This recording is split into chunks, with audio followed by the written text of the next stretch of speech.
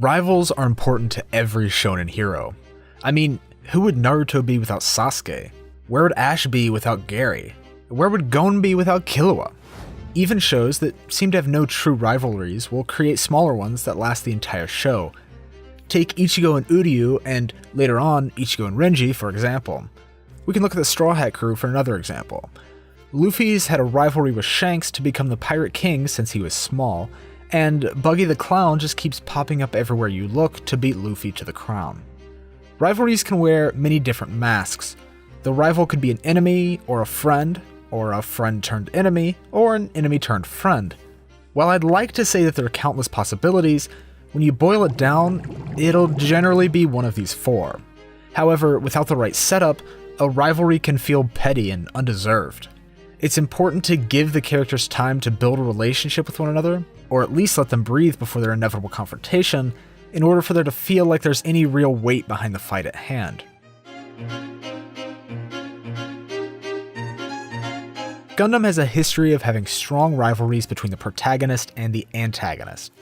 From Amuro Ray and Char Aznavour in the original series, to Hiro Yu and Zex Marquise in Gundam Wing, and Gundam Build Fighters is no exception.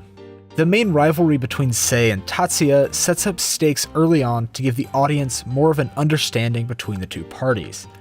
It gives a taste of their emotions towards one another by showing them in battle early on, but keeps a large distance between the two for the majority of the show until their fateful battle at the climax of the series.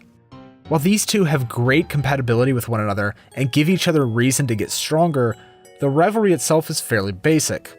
The one that I find much more interesting is Ayla and Reiji. There's something about the dynamic of one character hiding their true selves from another that just gets to me. The sense of dread that comes with keeping a secret is thrilling and keeps me on the edge of my seat, especially when that secret is right in front of the eyes of the one it's being hidden from. There are very few series that would be able to pull off a character in a full flight suit battling toys while everyone else wears normal clothes. Well, mostly normal. But because this is a Gundam series and the battles revolve around Gunpla Otaku battling Gunpla, it makes sense story-wise, and doesn't feel out of place that no one would question it. This is why when we first see Ayla battle in her full suit, it just feels natural. Plus, we've also been introduced to an idol battling Gunpla, as well as Weevil from Yu-Gi-Oh! We don't even think twice that this suit might be helping her win her battles, but it does seem odd with the way she fights. She seems to instantly demolish all of her opponents with seemingly zero effort. We're intentionally not shown much of these fights because they're meant to be more harrowing than they are to show her true fighting style. The main cast finds out about the same time we do, and if you build Gunpla, it's easy to imagine that they would know of the technique she's using because clear plastic parts are something that you can buy. It makes a lot more sense than what appears to be Hamon that Nis uses. While Ayla's fighting under a mask, she's becoming friends with Reiji by happenstance. They get into some scuffles over food before they really know each other, and Reiji doesn't even learn her name until Sei asks, to which she replies with an alias. The way she acts around food is similar to Reiji, however, Reiji is from another planet, so it makes sense that he would never have had these foods before and will want to try them. When Ayla was introduced, it was understood that she came from a rich family. From the way she dressed to the polite attitude she took with people, she gave off the impression that she was well off, but the way she hoarded all the food and bought everything she could was odd. Why would a rich girl need to buy all of these things like she'd never eaten them? And why did her personality change when she was away from other adults? This was the seed planted with the viewer about just what kind of character Ayla was. By using anime tropes, we, the audience, would deduce that she simply liked food, and that was her quirk to differentiate her from the other silent rich girl characters. And if that had been the case, it would have been fine. It was a funny gag that helped to build her and Reiji's relationship. This subtle foreshadowing, and the fact that we know who she is, was enough to create tension between Ayla and Reiji without Reiji realizing it. Her being a fighter in the tournament created a secret rivalry between her and Reiji as well, which fully came to fruition during the episode where she and Reiji build Gunpla under Takeshi's tutelage. She claimed to know nothing about Gundam and Gunpla battle, but when they were taught, Reiji could tell that she had skill far beyond what she was letting on. But Reiji's a bit of an idiot. So when Ayla comes in to help him during his Gunpla testing, he questions it at first, but doesn't really think much of it after that. He just thinks she's a cool person.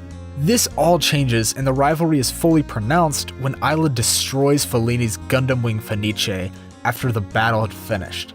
Reiji and Iori arrived at the stadium just in time to see this take place. It enraged Reiji that this fighter who had never revealed their face had done this, and when Reiji sees just who did it, he doesn't know how to react, except to proclaim that he hated her and will beat her in their upcoming match.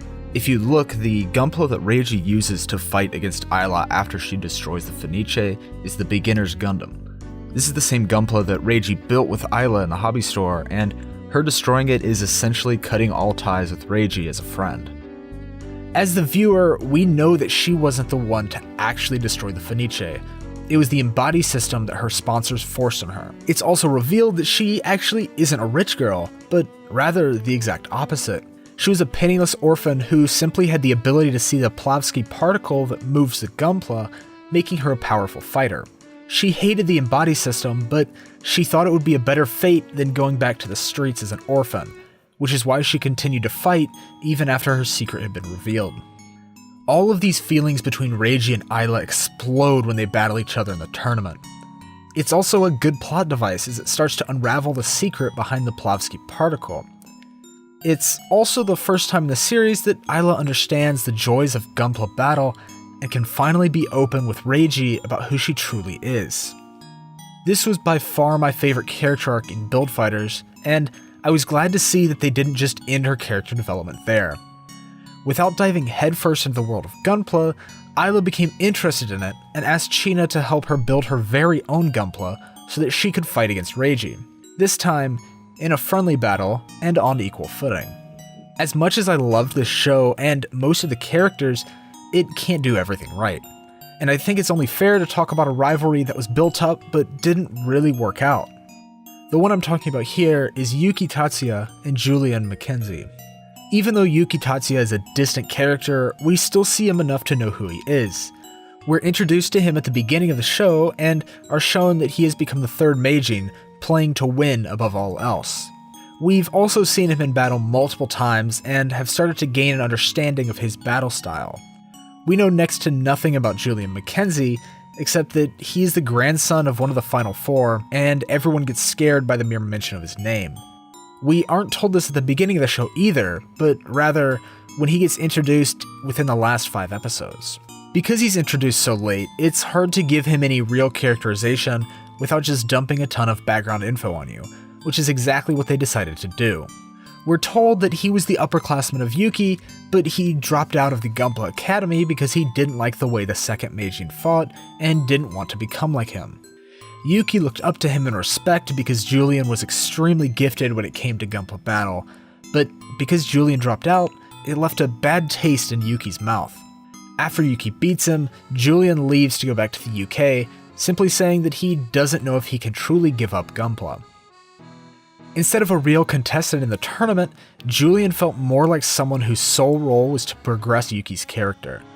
It probably didn't help that his grandfather, the true contestant that Julian replaced in the tournament, isn't shown until episode 22, even though he had supposedly been fighting with this group of people the entire time. If they had introduced Julian sooner, he could have been a really interesting character and the Achilles heel to Yuki, but instead, Julian was a bland character for Yuki to chew on and show how big of a threat he really was towards the end of the show. And because of this, Julian never felt like a fully fleshed out person. This is not to say that this didn't work, however, because it did. It helps to humanize Yuki just a little bit by showing some of his flaws, which, until this point, had been basically non-existent. In this regard, Julian Mackenzie accomplished the goal that his role had in the series. It's just sad that they had to sacrifice his character in order to do so. Gundam Build Fighters is very good at creating interesting characters and dynamics to go along with them. The web of characters in the show is really neat, and everyone has their own way of interacting with each other. There are countless rivalries throughout the show, and while almost every character is focused on winning the World Championship, they each have their own reasons and motivations for doing so outside of simply loving Gunpla, even if that is what most of their love boils down to. This show has quickly become my favorite Gundam series, albeit I've only really seen the compilation movies Wing and half of the first Thunderbolt movie. But if a show that is all about the love of Gunpla has this much love and care put into it, I honestly can't wait to see what else the franchise has to offer. Thank you for watching this video. I really hope you enjoyed it, and if you did, be sure to leave a like down below and subscribe to see more content like this. Also, go check out the podcast I do with my buddy Nick, The Two Dweebs, that'll be linked down below. Again, I hope you enjoyed this video, and I'll see you in the next one. Bye-bye.